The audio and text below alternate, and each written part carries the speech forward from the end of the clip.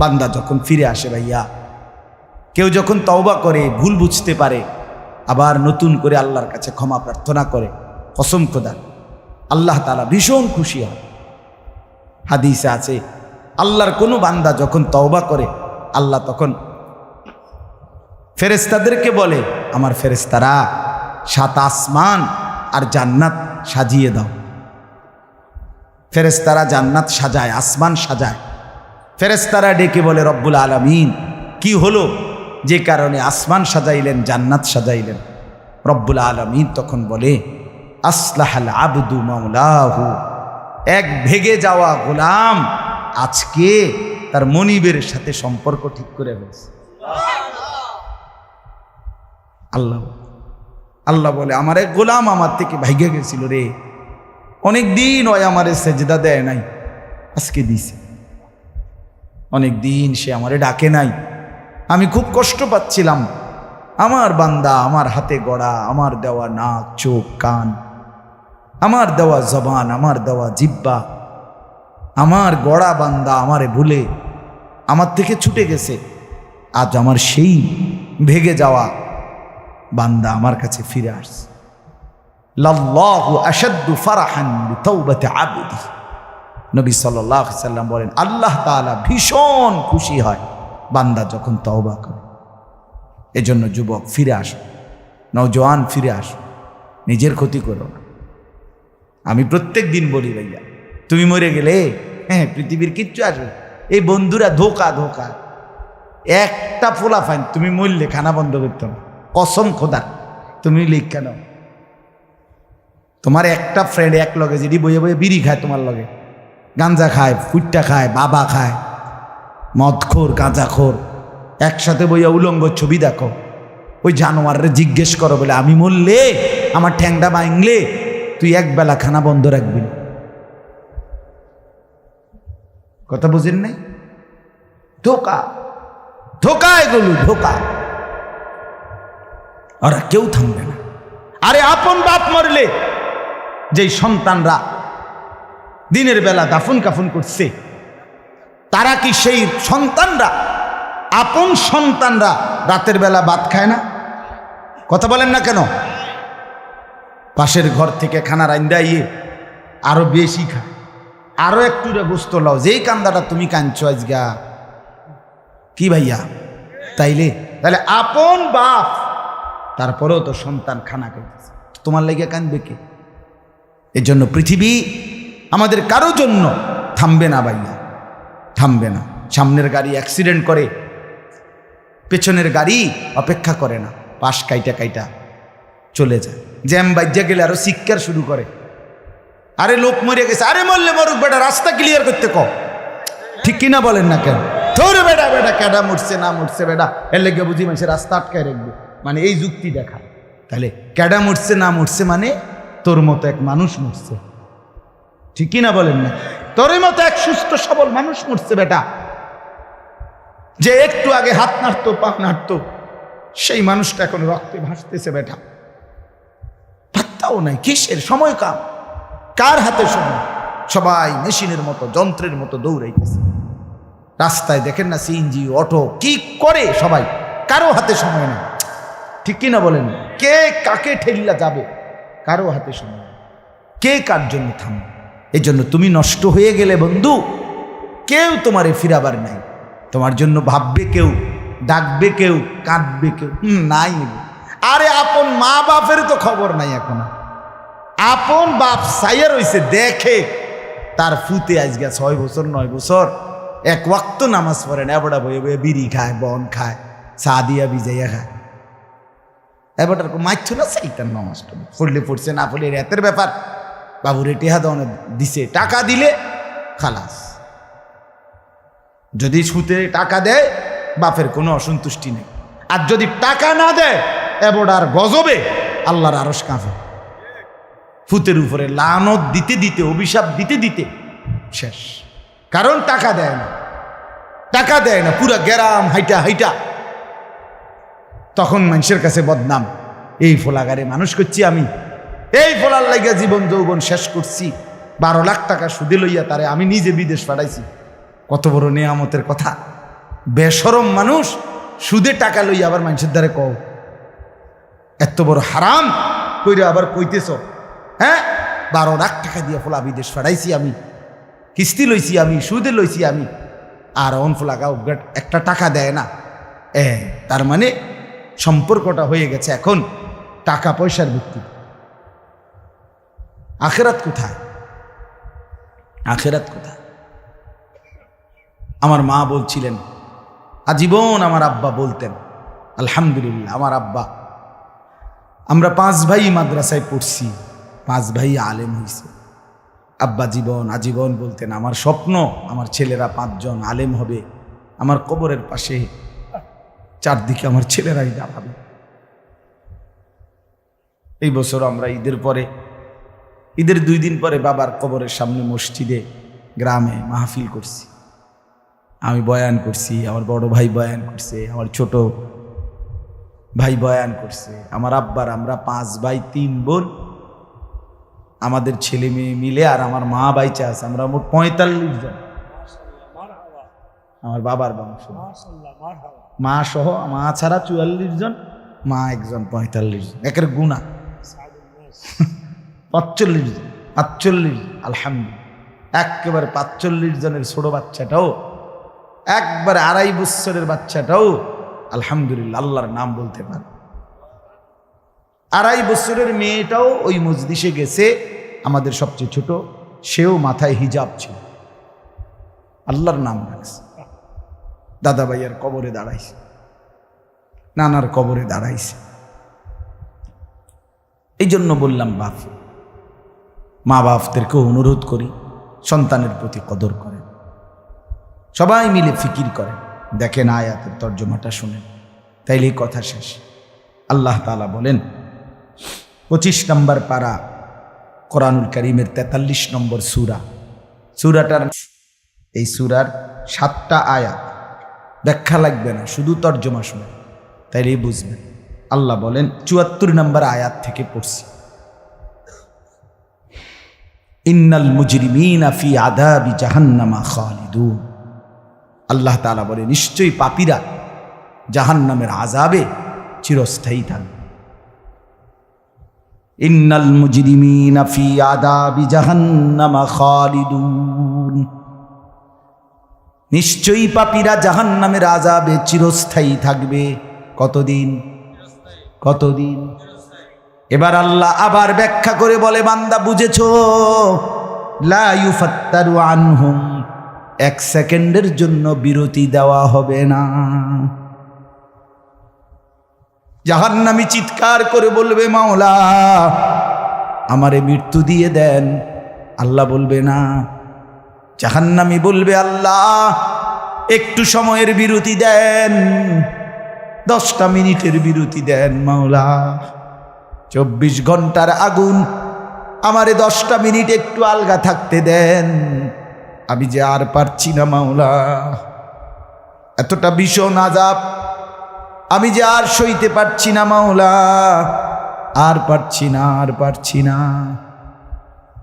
লা ইউফাত্তারু আনহুম, আল্লাহ বলেন 1 সেকেন্ডের জন্য জাহান্নামের আযাব, আগুন বিরতি দেয়া হবে না। ফাতরাত মানে কি নাই? বিরতি নাই। আহুম ফীহি মুবলিসুন, এরপরে আল্লাহ বলেন জাহান্নামী এই দীর্ঘ 24 ঘন্টা অনন্তকাল আযাবের মধ্যে থাকবে। কেমনে থাকবে?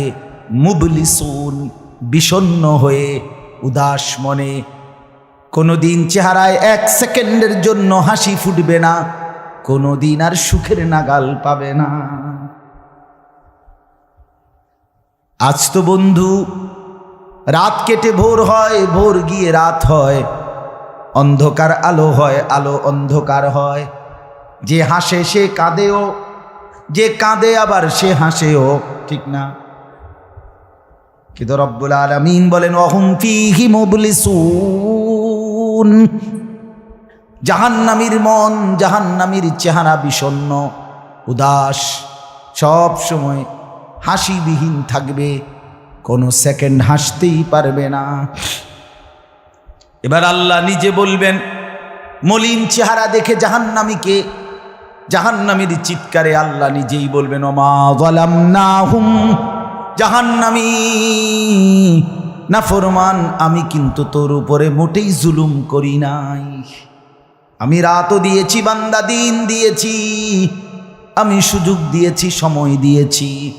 8টা বাজে এশার আজান হয়েছে, এখন বাজতেছে রাতের 11:30। তাইলে আমি কিন্তু হায়াত 3.5 ঘন্টা তো দিয়েছি।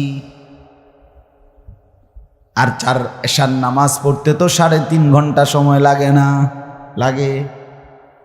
আমি তো ফজরের ওয়াক্ত আসার পরে ওয়াক্ত শেষ হওয়া পর্যন্ত প্রায় 1.5 ঘন্টা সময় দিছি। 4 রাকাত নামাজ পড়তে তো 1.5 ঘন্টা লাগে না? আমি তো জোহরের আজান হওয়ার পরে জোহরের ওয়াক্ত প্রায় 2.5 ঘন্টা, 2 ঘন্টা তো দিয়েছি। জোহরের নামাজ পড়তে তো বান্দা 2.5 ঘন্টা লাগতো না? হ্যাঁ। আসরের নামাজ 4 রাকাত নামাজ পড়তে তো 1.5 ঘন্টা লাগে না? তাহলে বলো না বান্দা আমি কি কোনো জুলুম করেছি কিনা বলো? ওমা যালামনাহুম, আমি বান্দা নাফরমান, আমি কিন্তু তোমাদের উপরে তাদের উপরে জুলুম করি নাই। ওয়ালাকিন কানু হুমুজ জালিমিন। আল্লাহ বলে বরং নাফরমান জাহান্নামী তুই নিজেই নিজের উপরে জুলুম করেছিস। তুই আমার রাতকে গান বাদ্য আর সিনেমার নর্তকীর নাচ গান আর উলঙ্গ ছবিতে শেষ করে দিয়েছিস। তুই আমার দিনকে গুনাহ, সুদ, ঘুষ আর অবৈধ উপার্জনের পিছনে শেষ করে দিয়েছিস, নিজেই জুলুম। এবার শুনেন, এবার আল্লাহ তাআলা বলে জাহান্নামী, এবার শুনেন আল্লাহ যখন এটা বলবে জাহান্নামী এই ভীষণ আযাবে একটা বিরতি নাই। এবার জাহান্নামের ফেরেশতাকে ডাক দিবে। জাহান্নামের দায়িত্বে প্রধান যেই ফেরেশতা, ওনার নাম মালিক। ওনার নাম কি? মালিক ফেরেশতা। এই কোরআনে ওনার নাম ডাইরেক্ট এখানে আছে। জাহান্নামী বলবে ওয়ানাদাউ ইয়া মালিক লিয়াকদি আলাইনা রাব্বুক। ওহো, আল্লাহ বলে জাহান্নামীরা, জাহান্নামের ফেরেশতা মালিককে ডাক দিবে ইয়া মালিক, হে মালিক শোনো না। ফেরেশতা একটু শোনো না। লিয়াকদি আলাইনা রাব্বুক, ফেরেশতাকে বলবে ফেরেশতা তোমার রব, তোমার আল্লাহকে একটু বলো না এমন কষ্টের আযাব না দিয়ে আমারে চিরতরে একবারে শেষ করে দিতে, আমি যে আর পারছি না।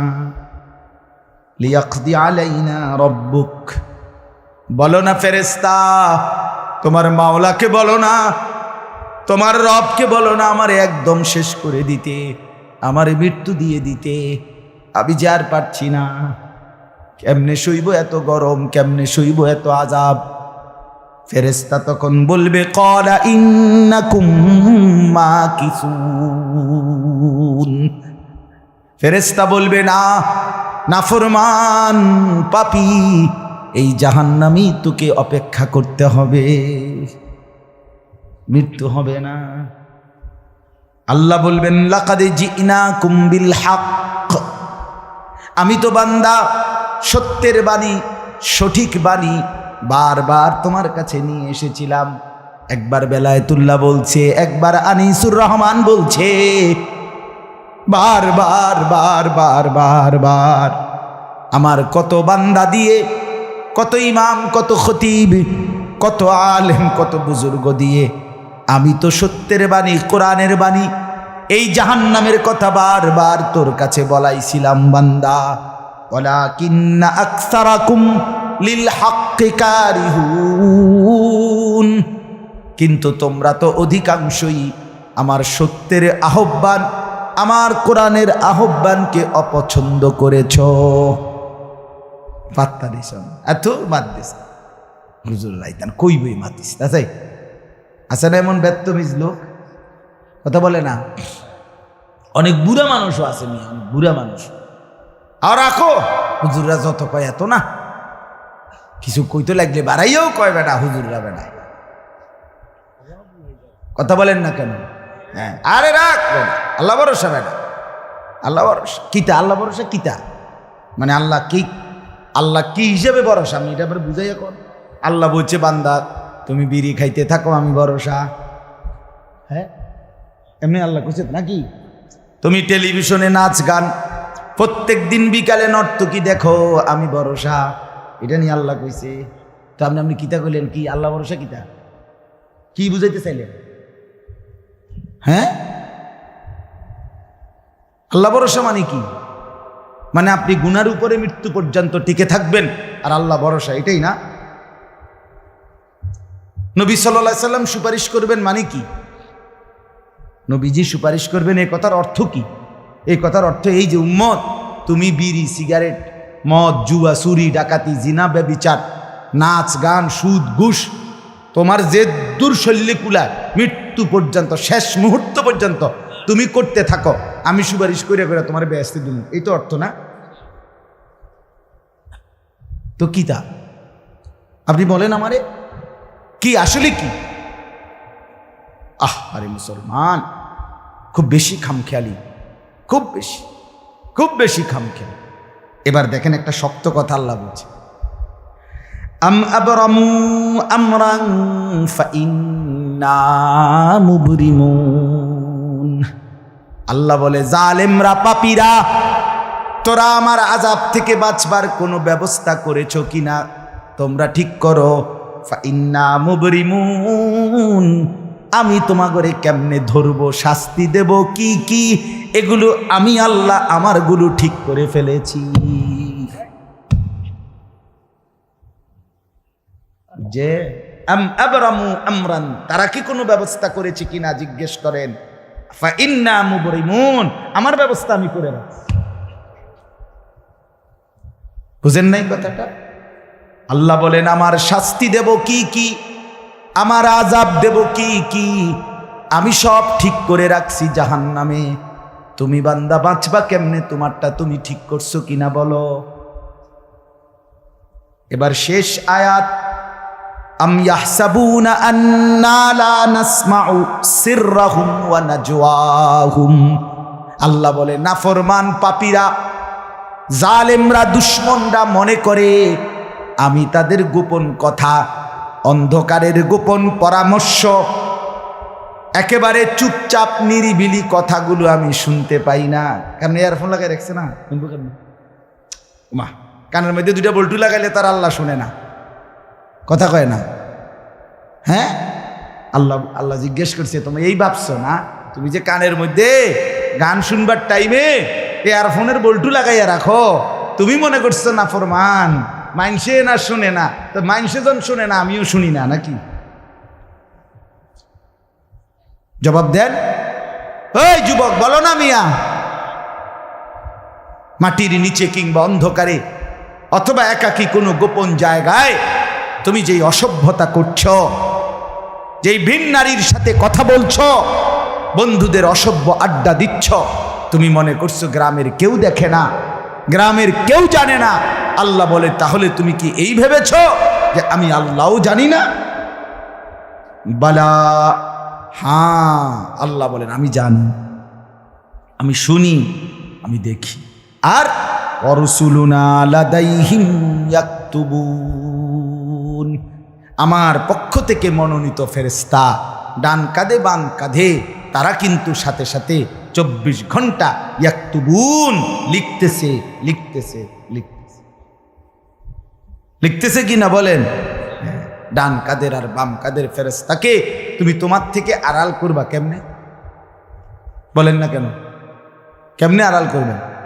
সুযোগ আছে কারো? আল্লাহ আমাদেরকে বুঝ দান করে। অতএব বাপ, জাহান্নামীর আত্মচিৎকার শুনলেন আপনি, জাহান্নামী আল্লাহকে ডাকবে, জাহান্নামী ফেরেশতাকে ডাকবে, জাহান্নামী একটু আযাবের হালকা করতে চাইবে, জাহান্নামী মৃত্যু কামনা করবে, জাহান্নামী কতভাবে যে বাঁচতে চাইবে, কিন্তু কসম আল্লাহ বাঁচতে পারবে না।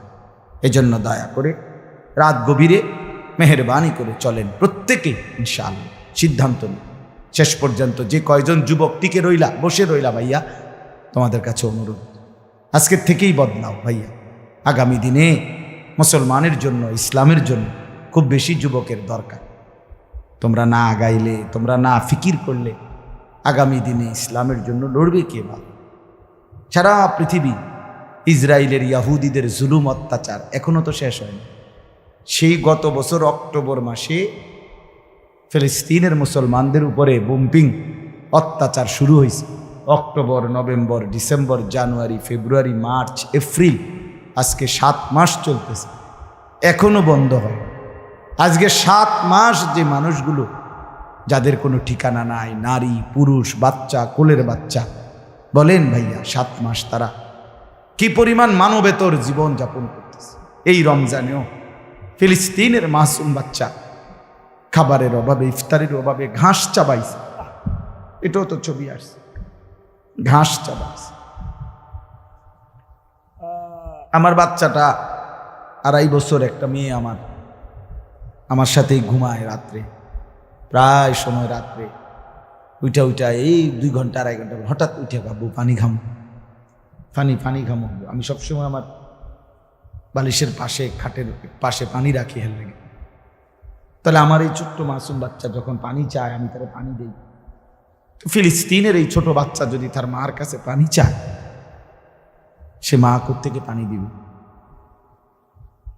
হ্যাঁ, আমার ছেলেটা 6 বছর 7 বছরের, ওরা দুইজন, এই ছোট মেয়েটা আর এই ছেলেটা সারাক্ষণ বাসায় এই একবার এটা খাই, ওইটা খামো, ওইটা খামো, ওইটা খামো। আমার এই কত সময় ফোন দিয়ে, আবু এটা আইন নেন, ওইটা আইন নেন। ওই দিন রাতের বাজে 1টা-1:30, আবু মালটা আইন নেন। আমি 1 কেজি মালটার জন্য 3 বাজারে গেছি, রাতের বাজে গেছে 1:30-2টা, কোথাও দোকান খোলা নাই। আমি দেখলাম বাসায় আমার ছেলেটাও মেয়েটাও, এই ছোট, কসম আল্লাহ, আমি গেট খুলছি, দরজা আমার জন্য দৌড়ে দাঁড়ায় আছে, ওই মালটা আনছি নি আব্বু। আমি জড়ায় ধরে বললাম যে আব্বা কোথাও পাই নাই, একটা দোকানও খোলা নাই। মানে আমি তো জানি সকালে আনতে পারবো, ঠিক না, শুধু রাতে আনতে পারি নাই, এটাই আমার কাছে এতটা কষ্ট লাগছে। তো যেই বাবা, যেই মা ওই মাসুম বাচ্চাদেরকে আজকে 7 মাস খাবার দিতে পারে না, ওই বাচ্চাটার কি হাল, ওই বাবার কলিজার কি হালাত। এমন পরিণতি যদি আমাদের হয়, এমন পরিণতি যদি তোমার ছেলের বেলায় হয়, বলো যুবক, তোমার বিয়ের পরে থেকে যদি শুরু হয়, তোমার বাচ্চা হওয়ার পর থেকে যদি শুরু হয়, তখন কি হবে? এজন্য আল্লাহকে নারাজ না করো, আল্লাহকে নারাজ না করো। দয়া করে ফিরতে চাই, আমরা ফেরাইতে চাই, নিয়ত করি ইনশাআল্লাহ। ঠিক আছে না? ইনশাআল্লাহ নতুন করে ভাবো, সবাই একসাথে ভাবা পারবা না। যেই যুবকদের ফিকির আছে, বুঝ আছে, দিমাগ আছে, তুমি নামাজ পড়ো, ইনশাআল্লাহ ভালো হবে। তুমি মোবাইল প্রয়োজনে ব্যবহার করো, যার যেটুকু প্রয়োজন এটুকুই বলো। শুধু শুধু নারীর ছবি, নাচ, গান, অস্থির দৃশ্য, কোনো দরকার নাই। আর হিম্মত করে নামাজ, মরি বাসি, এত বেজ্জুতি কথা শোনার চাইতে, এত কষ্টের চাইতে, পরকালের অশান্তির চাইতে নামাজ পড়বো আমরা। দেখবেন ছেলেরা, তোমরাও হিম্মত করে শুরু করলে 5 ওয়াক্ত নামাজ ওষুধের মতোই মনে করো না, বিষ ওষুধ, তিতা ওষুধের মতো। দেখবে 1টা মাস যদি কেউ একটু জন্মা যে মরি বাসি নামাজ পড়মুই, কসম একসময় এটা মজাদার হয়ে যায়। হ্যাঁ, সেজদা দিলে খুব মজা হয়। সেজদা দিলে বান্দা আল্লাহ পিঠে মাথায় আদর করে হাত বুলায়, খুব আদর করে, আল্লাহ পাক খুশি হয়, বান্দাকে কোলে তুলে নেয়, আদর করে। এই জন্য আমরা দয়া করে ইনশাআল্লাহ নামাজ পড়ি। পর্দার আড়ালের মা বোন যারা আছেন, মা, আপনি যদি বেপর্দা হন, আপনিও শেষ হইলেন, এলাকার ছেলেগুলোকেও নষ্ট করলেন। একজন বেপর্দা নারী শুধু নিজে গুনাহগার না, সে অসংখ্য মানুষকে পাপে অংশগ্রহণ করায়। এই জন্য একজন বেপর্দা নারী, সে সরাসরি জাহান্নামের ফেরিওয়ালা। সে কিসের ফেরিওয়ালা? জাহান্নামের ফেরিওয়ালা। সে জাহান্নামের ফেরিওয়ালা, আগুনের ফেরিওয়ালা। কারণ সে তো তার রূপ যৌবন দেখাইতেছে, ফেরিওয়ালার মতো পিছনে পিছনে ডাকতেছে অসংখ্য যুবককে, দেখো আমাকে, বরবাদ করো নিজেকে, বরবাদ করো নিজের চরিত্র, বরবাদ করো নিজের কবর, বরবাদ করো নিজের আখেরাত। তাহলে সে গুনাহের ফেরিওয়ালা, সে জাহান্নামের ফেরিওয়ালা, সে অসভ্যতার ফেরিওয়ালা। এজন্য একটি সমাজের মধ্যে সবচেয়ে নিকৃষ্ট বেপর্দা নারী, বেপর্দা নারী। আল্লাহ তাআলা আমাদের মা বোনদেরকেও হেফাজত করে। আজকের মাহফিল যে যুবকরা সাজাইছে, আল্লাহ তাআলা সমস্ত নওজোয়ানদেরকে কবুল করে। বাস্তবতা হইল আসলে 4-5 মাস, মেন শীত সিজন 4 মাস 5 মাস। এখন 5 মাসে যদি 30 দিন করে হয় তাহলে হলো 150 দিন। যদি প্রতিদিন 2টা করে মাহফিল দিতে হয়, দেওয়া যায়, তাহলে 300 মাহফিল মনে করে। এখন মাহফিলের কাগজ আমার গাড়িতে এখনো আছে, মনে মনে কমপক্ষে 1,500-2,000 এটি আমরা ফরে রয়েছে কাগজ, ব্যাগ ভরা এতটি কাগজ।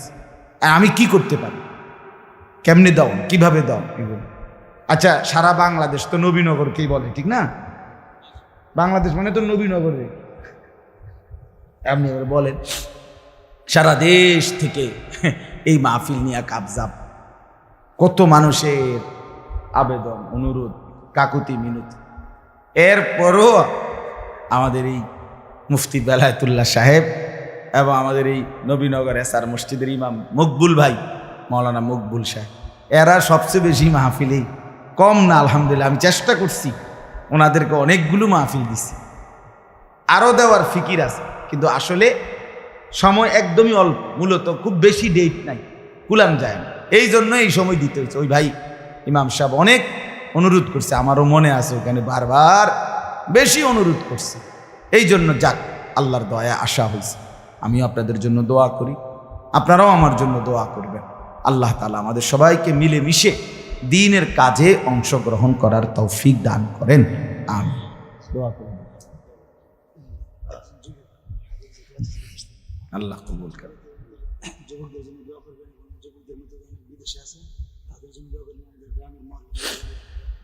অনেক কষ্ট করে প্রবাসী যে বিদেশি ছেলেরা, আমি নিজ চোখে দেখি। এইবারও আমি উমরায় গেছি, যে রমজানে, এই রমজানে আমি প্রবাসী ভাইদের রোমে রোমে গেছি, বয়ান করছি। 12 জন, 14 জন, 16 জন, 20 জনের রুমে হালাকা। এবার বেলায় ওই যে হালাকা কাকিয়া, ওখানে গিয়েও বয়ান করছি। এবার এই আমগো প্রবাসী বাংলাদেশি ভাই, আর এই অনেক কষ্ট করে, 12 ঘন্টা 14 ঘন্টা ডিউটি করে। হ্যাঁ, এরপরে আপনার এই ছোট্ট একটা রুমের মধ্যে 14 জন 16 জন একসাথে ঘুমায়, নিজেরা রান্না করে খায়, নিজেরা। ঠিক আছে, কথা হবে ইনশাআল্লাহ।